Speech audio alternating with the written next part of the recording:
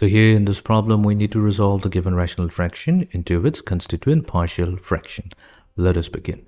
So here we will suppose that the given rational fraction 2x plus 1 divided by x minus 1 times x squared plus 1 can be resolved into two partial fractions. That's because we have two factors here. The first one is x minus 1, so we'll have a over x minus 1. Followed by the next partial fraction, which is x squared plus 1 in the denominator, and the numerator part will be bx plus c. The reason we have chosen bx plus c, that's because x squared plus 1, the factor, is a quadratic factor. Now let's this be number 1, and our goal will be to find out the value of a, b, and c. All we have to do is take equation number 1 and multiply both sides with the denominator, which is x minus 1 times x squared plus 1, such that our entire number 1 gets reduced to 2x plus 1 on the left hand side. On the right hand side, we have x squared plus 1 multiplied to a, plus we have x minus 1 times bx plus c. What we'll do, we'll try to expand the right hand side and combine all the like terms.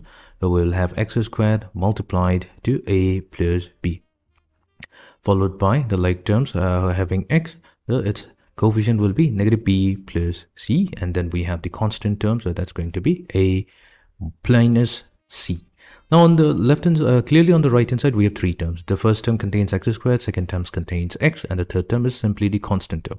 Whereas on the right hand side, we have only two terms. The first one is 2x and the other term is 1.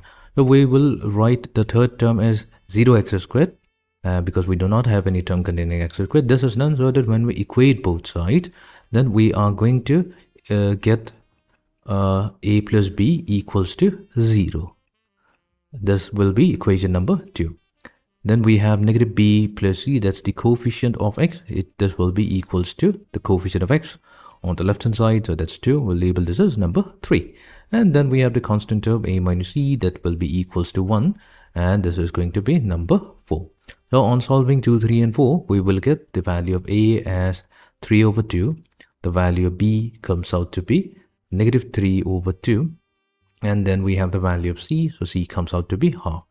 Now that we have the value of a, b, and c, we'll substitute this back in number 1. And then we are going to get, so this will be equals to, so we have 3 over 2 times x minus 1. Our b value is negative 3 over 2. So this can be also obtained as negative 3x minus 1 whole divided by 2 times x squared plus 1. So this is how we can resolve the given rational fraction into its constituent partial fraction.